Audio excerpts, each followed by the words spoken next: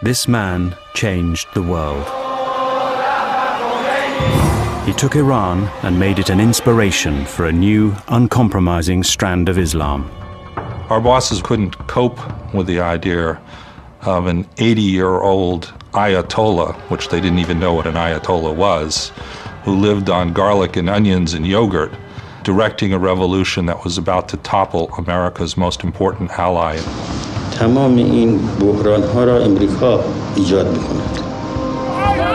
His Iran broke all the rules of diplomacy. It unleashed forces the West still cannot handle. It has undermined the West's hold on the Middle East. Iran is deliberately causing maximum problems. Iran is a threat to world peace. I will do everything in my power to prevent Iran from obtaining a nuclear weapon. Everything in my power. آمریکا و انگلیس رو نگاه بکنید. هر جا دیکتاتوری و ترور و آدمکشی است، دست اونها در کاره. This series tells the inside story of how for 30 years Iran has baffled and defeated Western leaders.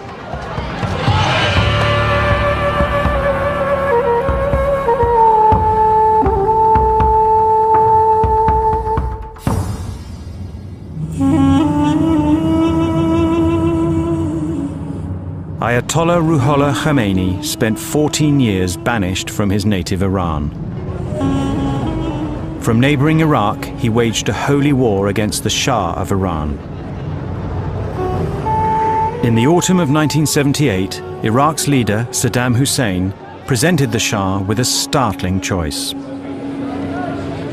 وقتی که جریان سالیانه سازمان ملل بود، وزیر خارجه عراق با وزیر خارجه ما امیرخسرو افسار صحبت کرده بود و پیامی از صدام داشت. در این پیامی بود که اگر که بخواید این رو از اینجا به خارج میفرستیم و همینطور اگر که علاقمند باشید حتی باید الیمیت بشید. The Shah was cautious. In those days we thought that if somebody gets rid of Khomeini, he will become like a martyr and he become even greater. Mohammad Reza Pahlavi had ruled Iran for almost 40 years. شاهنشاه‌ها کشور شاهنشاهی ایران و مردم این سرزمین باستانی. He lived in a world apart from his people. He was kept in power by a vicious security service and the fifth largest army on earth, equipped with American weaponry. He ignored calls for democracy. He let the nation's vast oil wealth go only to the few. He promoted Western culture, enraging millions of Muslims. Many groups resented the Shah. They came together under Khomeini's banner. چه اونها که تمایلات مذهبی داشتن در دین امام خواستهای خودشون برآورده میکردن، اونهایی هم که نه دیدگاه آزادی خواهانه داشتن ولو لایک، گروه های سیاسی زیادی بودن. باز هم در امام به عنوان چهره مبارز، یک رهبر مبارز نیرومند که همه مردم تونسته دور خودش بسیج کرده، شخصیتی میدیدن که میتونن در حمایت از او قام بردارن برای آزادی کشورشون. The Shah's government banned public gatherings.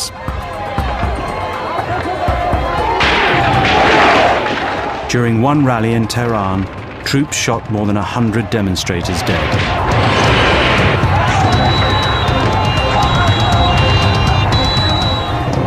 ولی منتظر بودیم که پیام امام بیاد و اون پیام حضرت امام که منتشر شد، گفتن حضرت امام فرموده که کسی خیابونا رو ترک نکنه، از همونجا دیگه تا پیروزی انقلاب دیگه مردم تو خیابون بودن اصلا. From Iraq, Imam Khomeini was causing havoc in Iran. The Shah declined Saddam's offer to kill him, but agreed to his being expelled. Khomeini sought refuge in Kuwait. محظور داشت به واسطه محظور ما خواستیم اینها در محظور واقع بشن. از این جهت ما هم دایر بودیم. گفتم آقای خمینی باید برم به اروپا ما با گذرنامه‌هایی که داریم بدون ویزا راحت میتوانیم وارد بشیم، هیچ مشکلی نخواهیم داشت. دوم این که پاریس یک مرکزیت سیاسی جهانی داره که هیچ کشور دیگه، شهر دیگری در اروپا نداره. Khomeini chose never to visit Paris, even though he set up home 18 miles away. A supporter lent him a house in the village of Neuf-le-Château.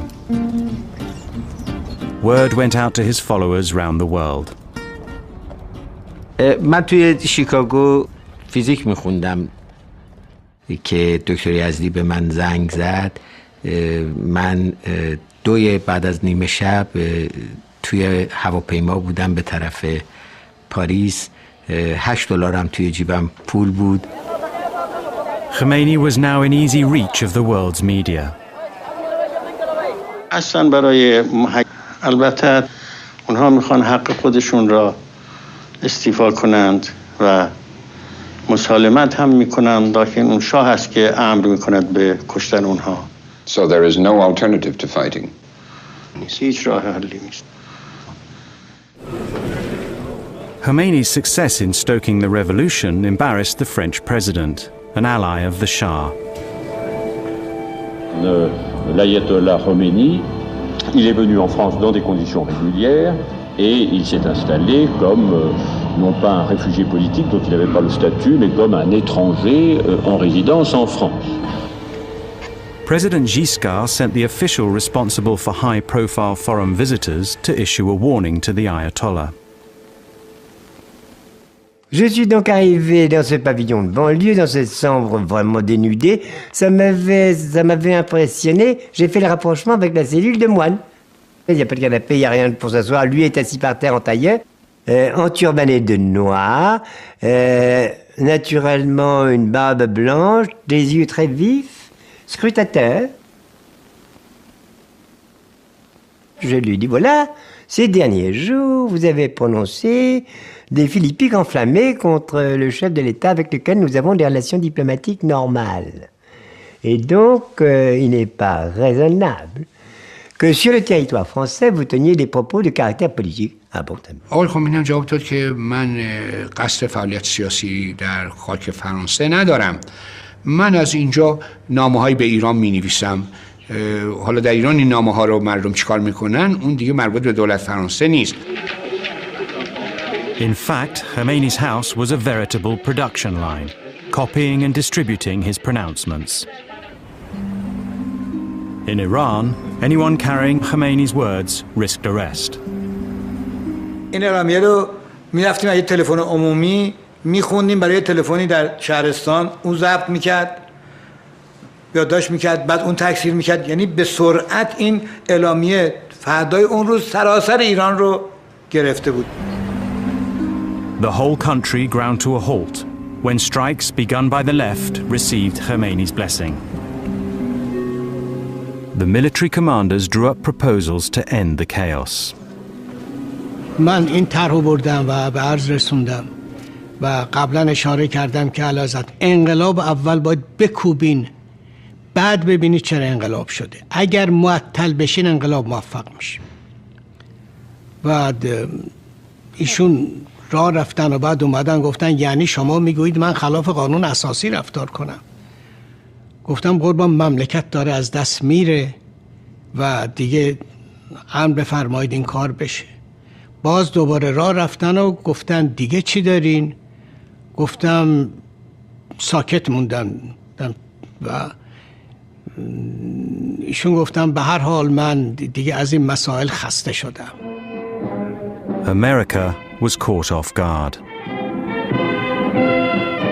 For 30 years, the Shah had stood shoulder to shoulder with American presidents against the spread of communism and anti-Western movements in the Middle East. Iran, because of the great leadership of the Shah, is an island of stability in one of the more troubled areas of the world. Now, just 10 months later, President Carter's words rang hollow. The question is beginning to arise how long the present government here can last with almost daily fighting on the streets of Tehran. It was a question the American ambassador and his deputy needed to answer.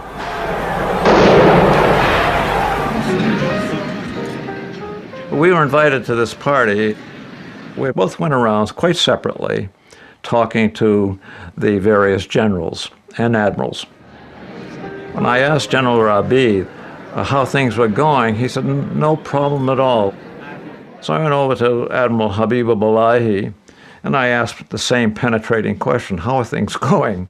می گفتیم که وضع ما درسته، ارتش سر جاشه، این حالت پیدا نشه که داره رژیم متزلزل میشه کم کم. Here we were, the country was in turmoil, and there was not one significant mention of political problems, disorder, or anything. I could not sleep that night. In the morning, I hustled over to the embassy. I went in, I said, Mr. Ambassador, this is not going to work.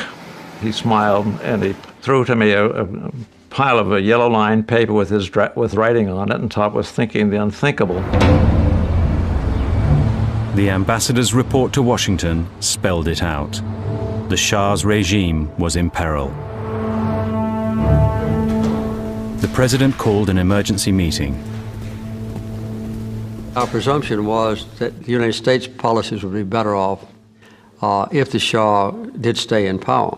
We were concerned that if Shah falls, the whole thing could become extremely unstable, not just in Iran, but in the region. But over how to save the Shah, the president's advisors were divided.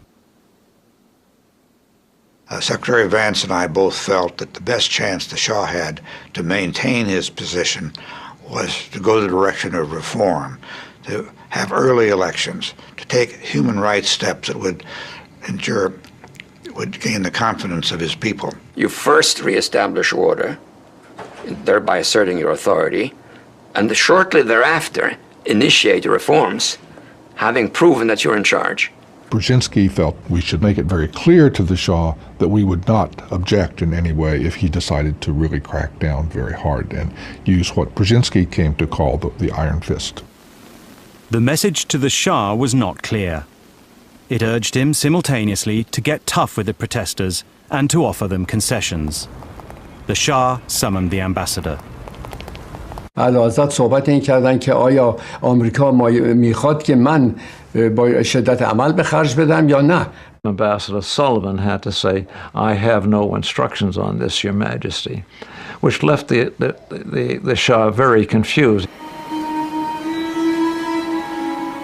خسته تر، ناراحت تر و در واقع یک آدمی بودن که به کلی دیپرس بودن. The King of Kings went on TV and embraced the revolutionaries. انقلاب ملت ایران نمیتواند مورد تایید من به عنوان پادشاه ایران و به عنوان یک فرد ایرانی نباشد. تضمین میکنم که حکومت ایران در آینده بر اساس قانون اساسی، عدالت اجتماعی و اراده ملی و بدور از استبداد و ظلم و فساد خواهد بود. The Shah announced that he and his family would soon be taking an extended holiday. The Americans decided they had to act. Our intention was to make sure that the Shah's support was firm and to make sure that Iran didn't come apart. I said to the president that we ought to explore the question of what will be the behavior and the attitude of the Iranian military. President Carter turned to a general who had served in Iran. My instructions were to give United States assurances to the military of Iran that we would support them. His mission was to go out and see if the Iranian military had the stomach to attempt a coup and to suppress the revolution. The general had to get the military to defend the throne while the Shah was away. ایشون پرسیدن که آیا چه نقشه‌ای که ارتش بتونه اوضاع رو به دست بگیره چی دارین و اگر این نقشه چی میگه؟ You had to have plans. You know, the immediate thought of these generals and admirals was to do what you're talking about, that they take control. But when asked how, they were speechless. رژیم ما در اون موقع چنین اجازه ای را نمیداد. چون خب ترس این بود که یه دفعه این فکر یه روزی در ارتش پیدا نشه که خودسرانه چنین اقدامی بکنه. In his haste, the American general had failed to pay the usual courtesy call on the Shah. من خیلی کمتر اوقات اعلیحضرت رو اینقدر عصبانی دیدم. خیلی معذرت میخوام اگر من این کلمه رو بگم، ولی خب اعلیحضرت فرمودن که این مرتیکه آمده به ایران و تمام همه جا رفته، با همه ملاقات کرده، رئیس قره‌باقی هم دیده، حالا قبل از اینکه بره آمده از من میخواد خداحافظی بکنه. He cautioned me, and only as the Shah could do, and you'd have to know him and see him looking at you through his glasses with his penetrating look, that I should not forget who the King of Kings was. I saw him only once when he accompanied the American ambassador to come and inquire about the date of my departure and even the hour of my departure. That's all I discussed with General Heiser. Before his holiday, the Shah appointed a new prime minister, a moderate and former opponent of his regime, Shapur Bakhtiar. I hope that we can settle all dispute and misunderstanding between the king and the nation. We hope. Soon after, the Shah and his wife left Iran. یه مدتی است که احساس خستگی می‌کنم و احتیاج به استراحت. I had to take a little tranquilizer. I usually never took tranquilizers, but I had to take one not to cry or to feel sad. در همون موقعی که خداحافظی میکردن یک افسری یه سرهنگی بود، خودشو پرت کرد اول به پای اعلیحضرت و گفت اعلیحضرت نمیذاریم شما برید. البته گفت من برمیگردم. On that plane, I was looking back and thinking, is it the last time I'm seeing my land?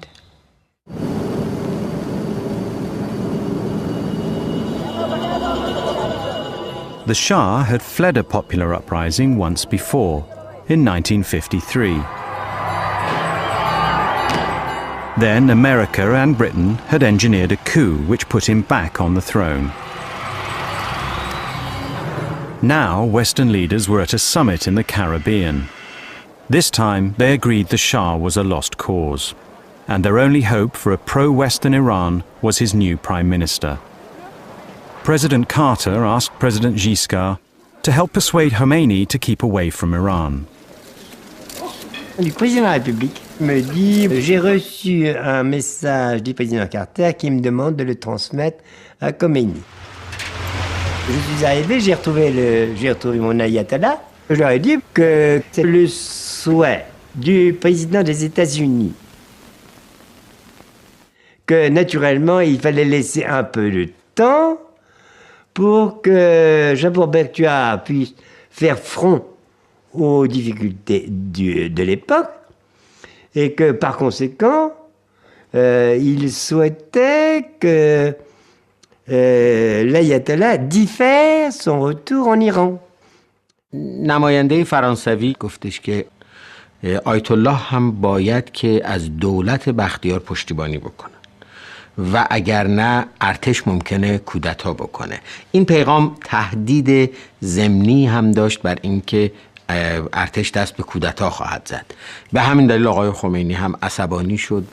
Il m'a répondu, le président Carter doit comprendre, c'est que s'il veut que les relations se rétablissent normalement, il faut naturellement qu'il cesse d'appuyer des forces contraires aux vœux du peuple.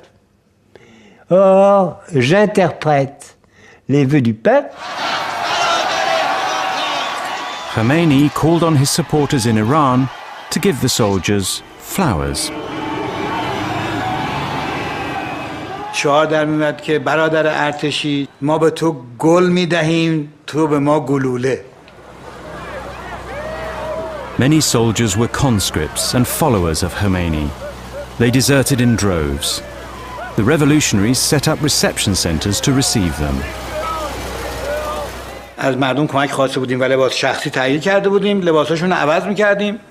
خب میدونید که توی دوران سربازی یکی از چیزایی که تکلیف سرباز هست اینه که همیشه موی سرش باید زده شده باشه، نمره 2 باید سرش رو اصلاح بکنه. خب بعد این وقتی نمیدن یه عده‌ای با لباس شخصی اما سراشون نمره 2، اونا رو می‌خواستن بگیرن که ما گفتیم همه جوونا برن سراشون نمره 2 بزنن. A section of the military was determined to stop Khomeini by any means. بحث این بود که در اول که جلوش گرفته بشه و نیاد. حتی پیشنهاد این بود که یکی دو تا پیشنهادم که داشتیم این بود که اصلا هواپیمای یا هلیکوپتر که ایشون بیان استفاده کنن زده بشه رو هوا. In France, Khomeini's advisors agonized over the right moment to return. یه شب بعد از نماز مغرب عشا که امام آمدن تو اتاق که ما بودیم همه، گفتن که من به ذهنم رسیده دیگه بودن ما اینجا وجهی نداره، بریم به ایران. بعدم گفتن خب شما مجبور نیستید با من بیاید، این یه سفر خیلی میتونه خطرناکی باشه. ما هم فکر میکردیم که هر چقدر تعداد خبرنگار بیشتر باشه بیمه‌ای برای اون هواپیما و اون هواپیما امن‌تر خواهد بود، چون این خطر بود که ممکن بود هواپیما رو سرنگون بکنه.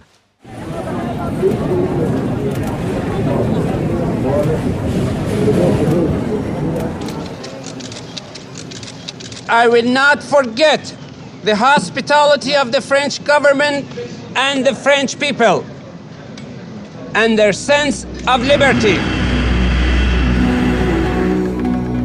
During the flight, a German TV reporter was allowed into Khomeini's private cabin.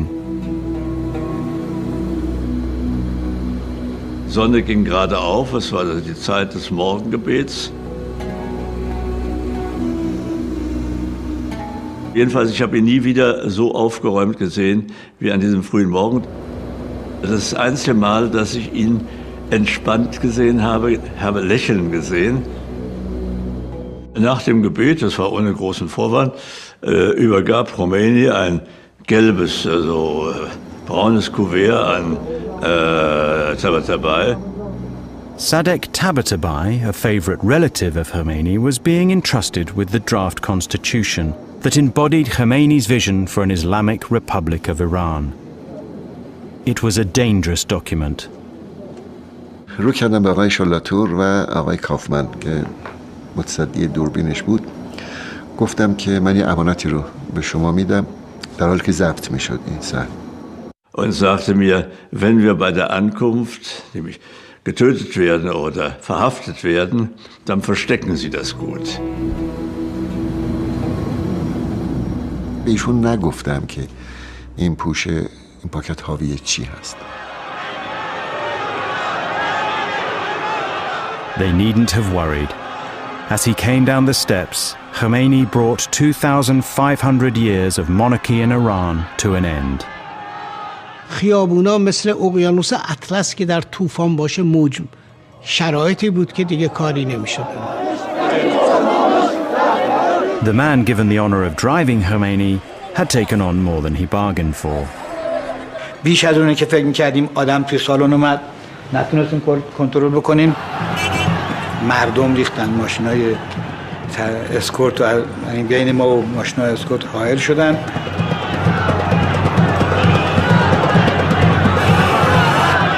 و مرتب من حس می‌کردم که دارن روی این ماشین بالا پایین میپرن.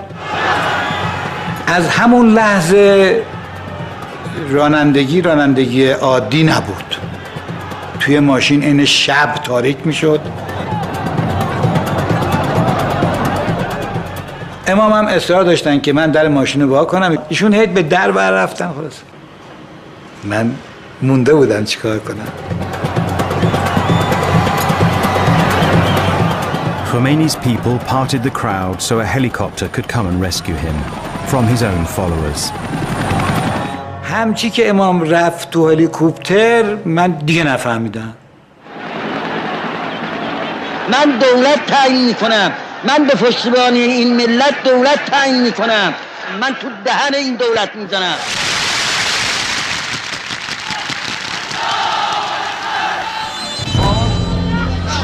The revolutionaries now attacked police stations and military bases.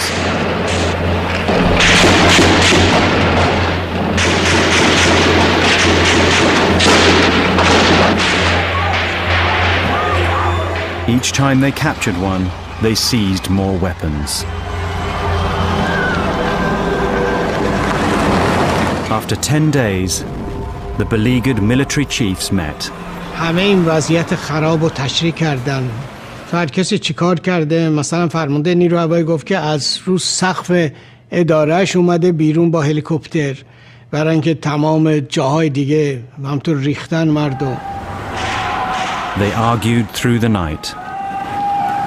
به تیمسار حاتم پیشنهاد شد که بردارن یه چیزی بنویسه که ارتش بی‌طرف بمونه. شاید بی‌طرفی ارتش باعث بشه که دیگه این سر و صدا و اینا به صورت بدتری که باعث جنگ داخلی و تقسیم مملکت اینا بشه نشه. دیگه کم کم همه تایید کردن، بعدش هم همه امضا کردن. Next morning, one of Khomeini's lieutenants took a phone call. و وقتی تلفن رو قطع کرد گفتش که ارتش اطلاعیه داده که در دعوای بین مردم و حکومت بی‌طرف خواهد بود و دستور داده شده که نیروها به پادگانها برگردن. این به معنی پیروزی انقلاب بود. همه هورا کشیدیم، شادی کردیم و تبریک گفتیم، بغل کردیم همدیگر رو. The Shah's prime minister fled the country. Many of the Shah's inner circle were summarily executed. The part that was difficult, I must say, on the nerves was getting up and look at the morning paper and to see people that you'd known for a long time just lying on a slab with bullet holes throughout their body. America feared its embassy could become a target. It reduced its staff from over 2,000 to under 100. Then the Shah asked if he could settle in America. I advised strongly against an early admission of the Shah. I warned that if we did, it was such a sensitive matter that there could be considerable violence, demonstrations, agitation against the United States. President Carter agreed. My presumption was that I would not let him come into the United States. I argued that he should be allowed because we treated him as an ally in good times, and I felt it was our responsibility to treat him as a former ally, but a friend in bad times. The president said, well, let me ask you one question. If we do this, and as some fear, our employees in our embassy in Iran are taken hostage, then what will your advice be? And the room fell dead, and he said, I thought so. Meanwhile, Khomeini was fulfilling his dream. Iranians voted by referendum to make Iran an Islamic republic. The new government called for the Shah to be sent back to stand trial. Country after country refused him entry, so for months he wandered the globe. Then he appealed again to President Carter. One afternoon, I got a message that the Shah was confirmed to have terminal cancer and asked me if he could come in to New York for diagnosis and treatment. The Shah had kept his cancer secret for 4 years. His doctors had told his wife, but she too never mentioned it, even to her husband. I had a feeling that he didn't want anybody to know, and I wanted to respect his wish. That is why I never asked him. This time Carter agreed to admit the Shah. America's man in Tehran informed Foreign Minister Yazdi. He had advised strongly for months before that about the difficulty of any kind of gesture toward the Shah or his family. I was well aware of that. اونا خواستن که در چارچوب مقررات بین‌المللی ما حفاظت و امنیت سفارت امریکا رو بپذیریم. ما خب طبیعی بود که به عنوان یک دولت مسئول به اونها بگوییم که خب بله دولت ایران به مسئولیت بین‌المللی خودش واقفه. I will never forget the words he gave me. We will do our best. He did not say, we will guarantee your security. He said, we will do our best. اطلاع دادم که همونطور که تمام شواهد و قرائن حکایت میکنه شما با آتش بازی میکنید و این رو شما در جعبه پاندورا رو باز میکنید. Iran's foreign minister was on his way to Algiers for Independence Day. So was Carter's top advisor, Dr. Brzezinski. I urged Foreign Minister Yazdi to have a talk with Brzezinski. I knew what that might mean. It would elevate the dialogue up to a point where it mattered.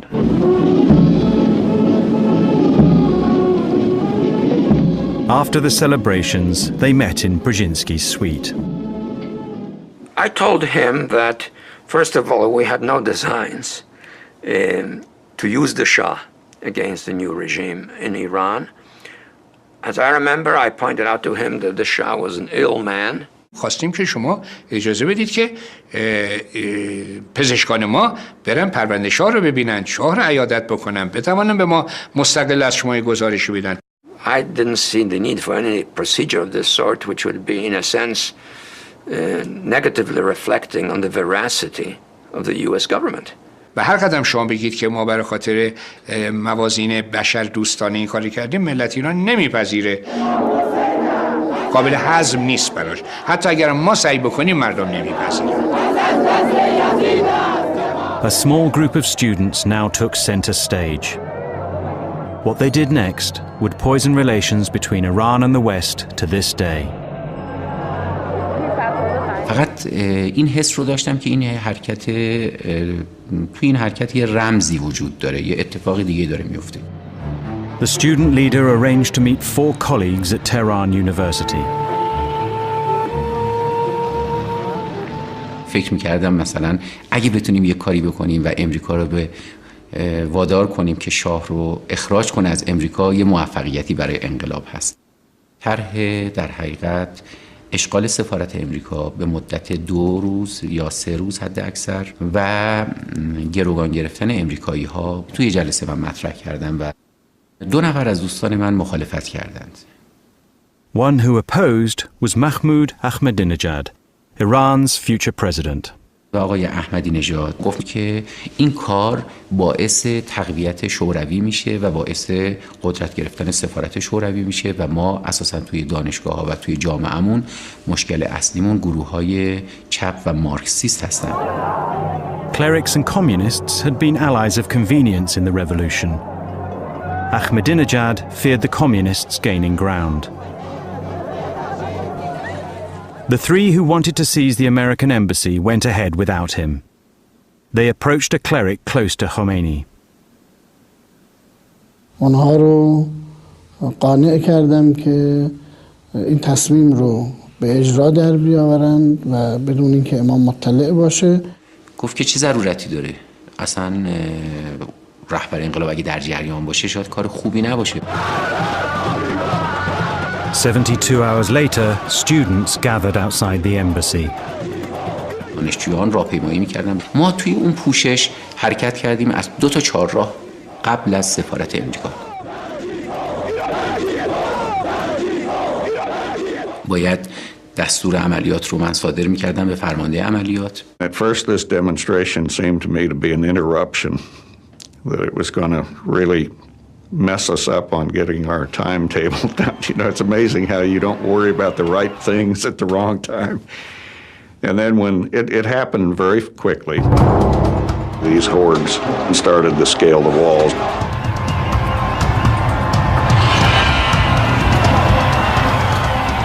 The acting ambassador was told just after leaving a meeting in the foreign ministry. I had to turn around rather quickly and go back to the foreign ministry, find help from where it mattered, and that was the foreign minister himself. من به آقای لینگن گفتم که خب من قبلا به شما در مذاکرات حضوری گفته بودم که اگر شما این کارو بکنید باید منتظر چه چیزی باشه. I said, I know you warned me against this, but I need help. Only Khomeini could sort this out, but he was in the holy city of Qom. And he was taking his daily nap. بنابراین من سعی کردم که با هلیکوپتر که از دانشکده افسری، از پلتفرم دانشکده افسری ما استفاده می‌کردیم، می‌رفتیم. By now, hundreds of students had entered the embassy compound. Vastly outnumbered, the US Marines held their fire. They asked me, what should we do?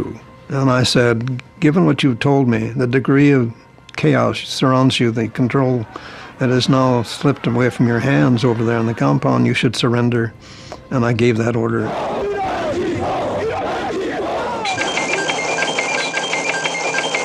Good evening.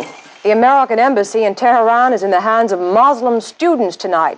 I have received assurances that they will be kept safe and well. The administration's problem is no one knows whom to blame for the takeover of the embassy. Foreign Minister Yazdi said the Iranian government would do its best to resolve the matter. The foreign minister reached Qom and went straight to Khomeini. من به آقای خمینی نگفتم کیا اونجا هستن، گفتم آقا رفتن این کارا رو کردن. آقای خمینی به من گفتن که هر کس هست برو بریزشون بیرون. He set off back to Tehran to carry out Khomeini's instruction to end the siege. At the same time, the students in the embassy set out to get the Imam's blessing to continue it. من زنگ زدم به آقای موسوی خوئینی ها و گفتم که ما توی سفارت هستیم، منتظرتون هستیم، خودتون رو سریع برسونید. نقش واسطه خوبی رو من میتونستم بر عهده بگیرم، از جمله ارتباط بین دانشجویان و شخص حضرت امام. The cleric called Khomeini's home and spoke to his friend, Khomeini's son, Ahmad. احمد آقا پیام آقای موسوی خوئینی ها رو به امام رسوندن و گفتن این دانشجویانی که این کار رو کردن معتقد و مسلمون هستند، طرفدار انقلاب هستند. Khomeini now used the students' takeover to advance his vision for Iran. نظر امام این بود که از قول من به دانشجویان بگید که جای خوبی رو گرفتند، اصلا نگران نباشن، اونجا رو محکم بگیرن. شما می‌بینید که الان مرکز فساد امریکا را جوان‌ها رفتن گرفتن و امریکایی هم که در اونجا بوده گرفتن و اون لانه فساد را به دست آوردن و امریکا هم هیچ غلطی نمی‌تونه بکنه. The students paraded their captives. I was taken outside. The hordes were already out there screaming death to the hostages. We were like animals in a zoo.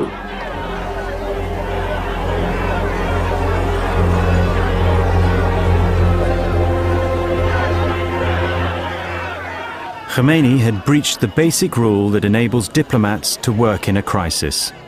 In doing so, he had reversed the decision he gave Foreign Minister Yazdi, who had been at his side since his exile in Iraq. The cabinet now met in emergency session.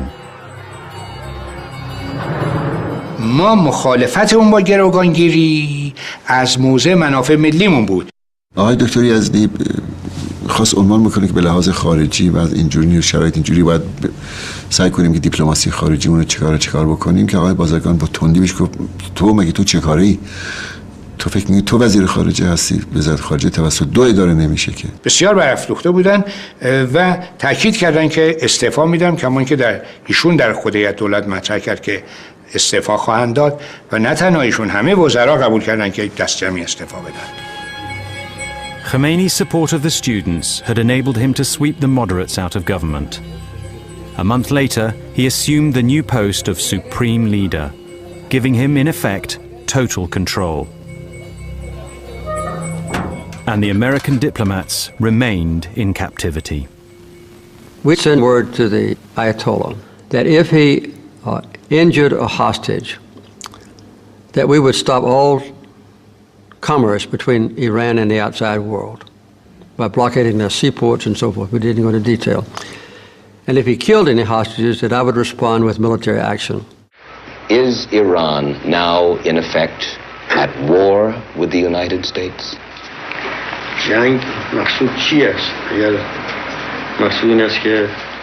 What do you mean by war?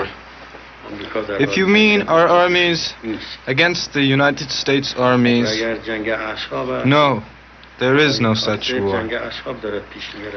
If you mean it is a battle of nerves It is Carter's doing. But if the president says he refuses to return the Shah, and if the Imam says he will not free the hostages, then what can be the answer?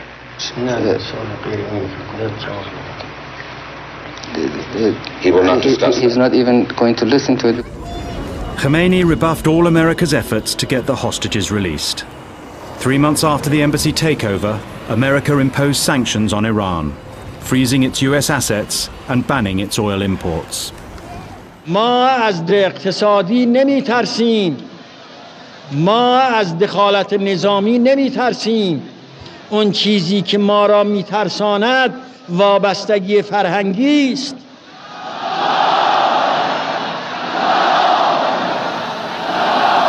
They had 2 or 3 different interrogations teams that worked me over. I was beaten, I was hung by my wrists, marched into trees, and of course with a blindfold on. They'd tie me up like a pretzel and come in about every 15 minutes, give me a couple of good swift kicks, pull me to my feet, and ask me a bunch of stupid questions. Good evening. For the first time since the Iran crisis began 40 days ago, President Carter has indicated a glimmer of hope in the conference. The hopes were false, and news channels gave a daily reminder of the embassy siege. The Shah finished his medical treatment and left America, but Khomeini still refused to release the hostages. It was seen around the world as an America no longer capable of dealing with her real problems. It humbled the administration in dealing with problems at home. It had a profound, prevailing, devastating, paralyzing impact upon our government. I don't know how much longer we can sit here and see them kept captive while the situation around them does deteriorate. He saw our honor at stake. He knew that we had to act, and he said so. We began to figure out how we could extract the hostages from the Iranians. Their rescue plan would test America's armed forces to the limit. It required 14 aircraft to cross hundreds of miles of Iran. After refueling in the desert, 8 helicopters would fly commandos to Tehran, where they would storm the embassy. A second group would seize an airbase outside the city. From here, the hostages would be flown home.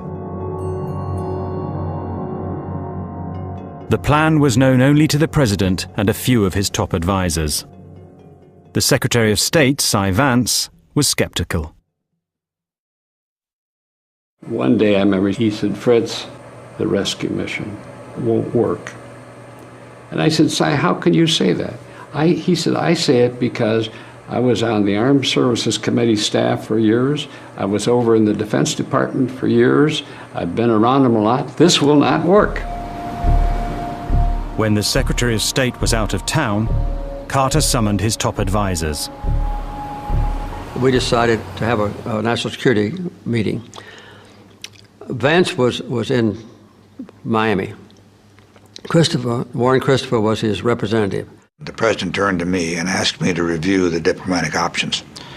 Of course, the meeting had taken me totally by surprise. The subject was so secret that Secretary Vance had never been able to share with me the possibility of a rescue. And so I just dug into the back of my head and tried to review what the diplomatic options were at the present time. All the principals, including myself, recommended that we proceed, that the diplomatic and other options were not working. And we voted unanimously to proceed with the rescue mission. To get the commandos in and all 52 hostages out required 6 helicopters. For safety, they sent 8.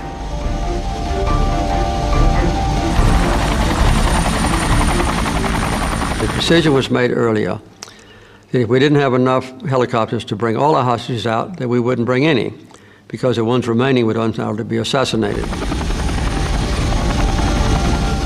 From an aircraft carrier in the Arabian Sea, the helicopters flew more than 500 miles into Iran. Keeping low to avoid radar, they flew into a sandstorm. 2 developed faults. When the others reached the desert rendezvous to refuel, a third was found to be damaged. That left only 5. At that point, we decided to withdraw. And we left all our equipment there and brought our people home. As they took off to leave, a helicopter collided with the refueling aircraft. The president was immediately informed. I was with the president when we got the call, and the president said, have there been lives lost? And I saw his face turn white, and he said, I feared that. 5 airmen and 3 commandos died in the crash. A human tragedy, and in election year, a political disaster. Congress still knew nothing about the mission.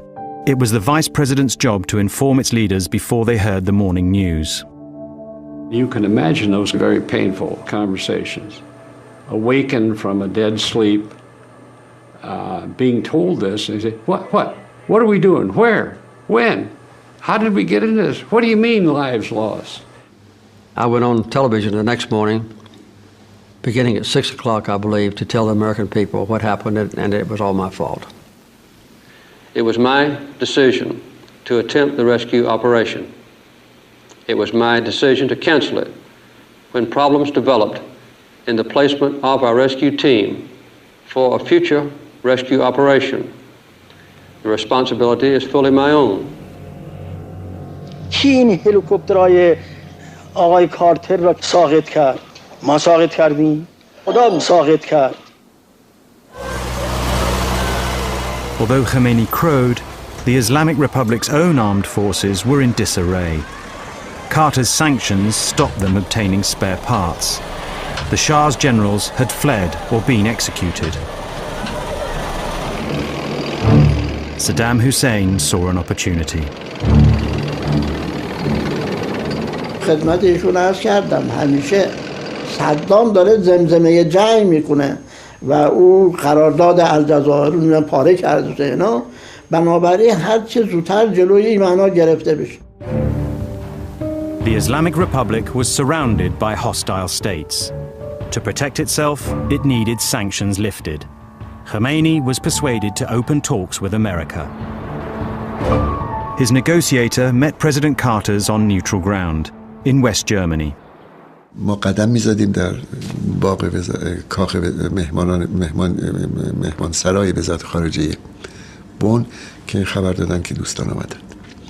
وقتی من آمدم آقای کریستوفر از رو آمد، من در قیافش تعجب رو می‌دیدم. I was really quite surprised. He was a very good-looking, dapper man in a sport coat and flannel slacks, and so he looked very Americanized. بعد از صحبت‌های اولیه و معارفه اولیه که بینمون صورت گرفت، شرط رو من عنوان کردم.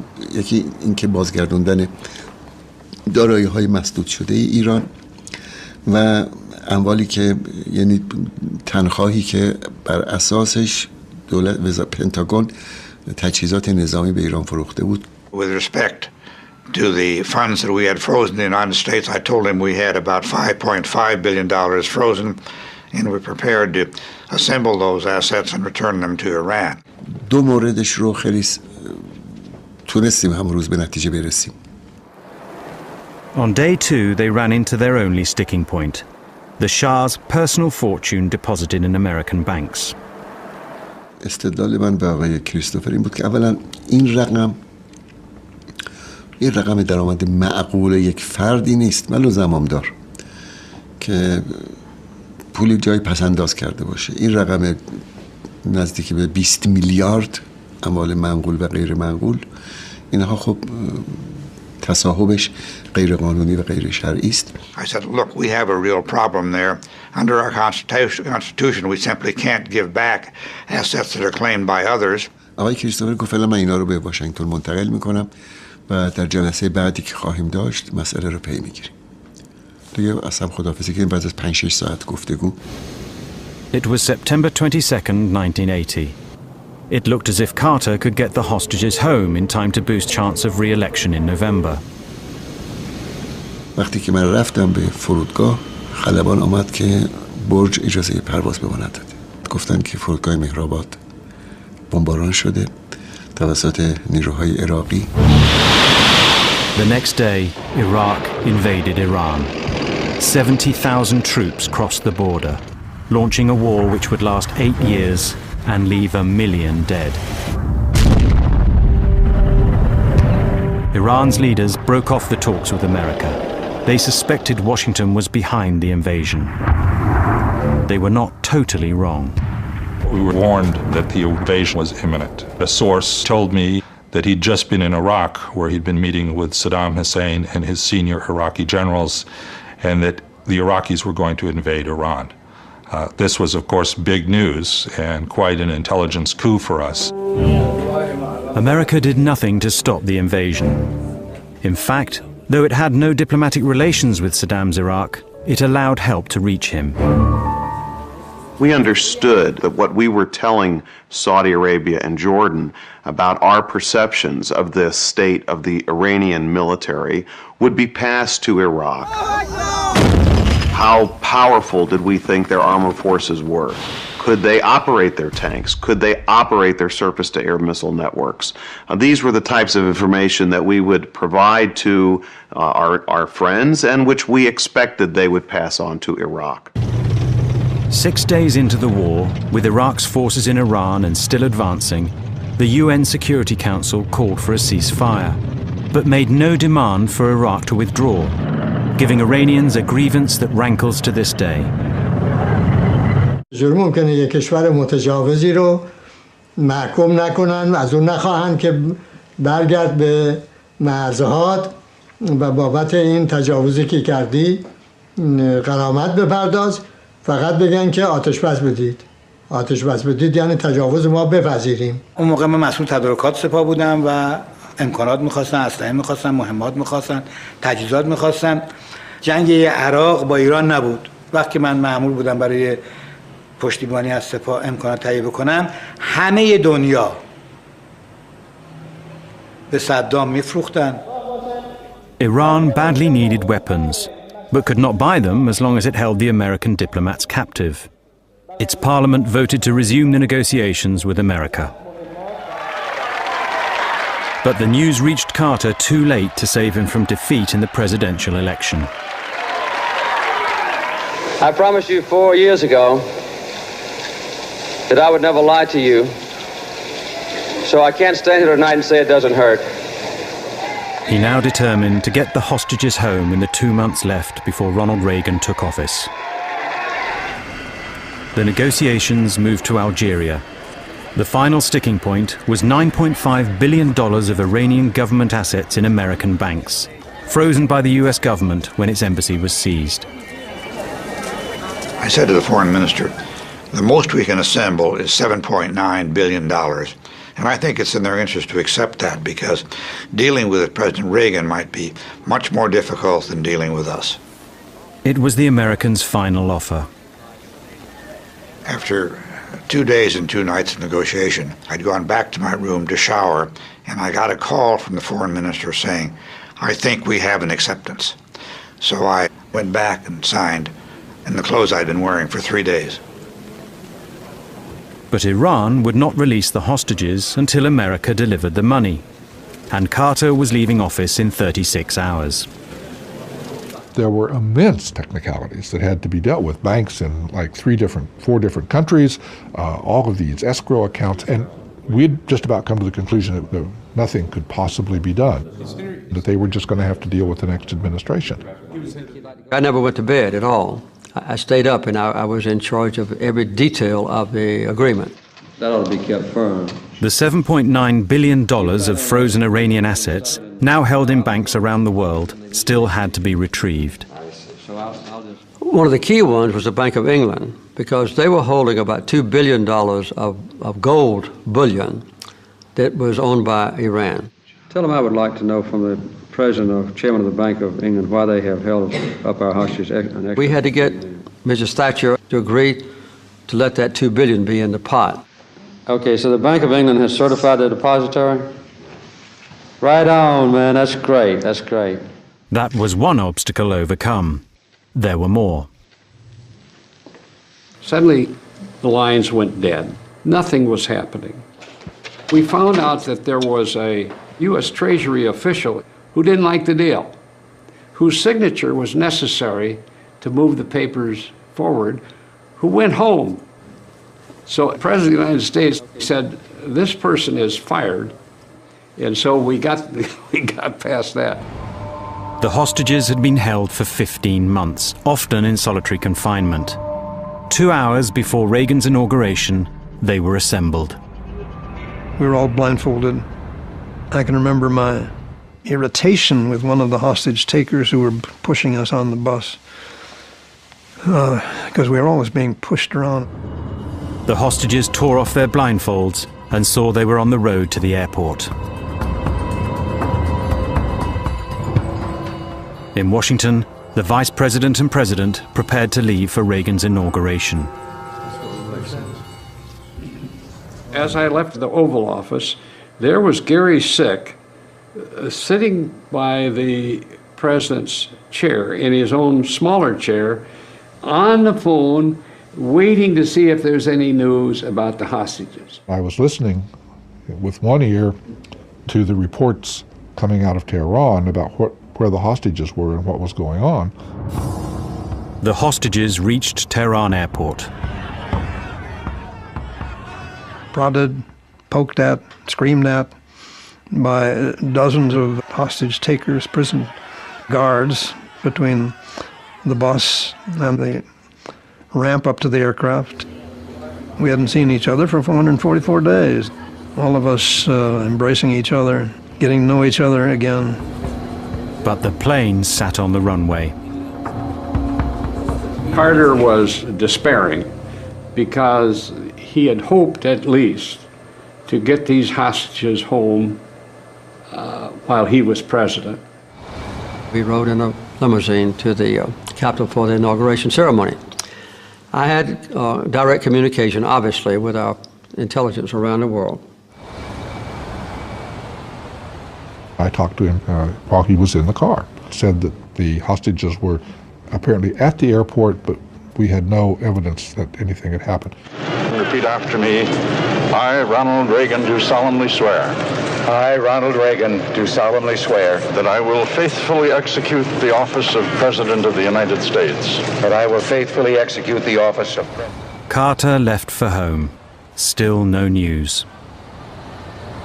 Roughly 5 minutes after I was no longer president, the Secret Service agent came down and whispered in my ear that the hostages were free. They had deliberately delayed its release until maybe 20 seconds after Reagan had been sworn in. It is not often that a foreign leader humiliates and helps secure the electoral defeat of an American president.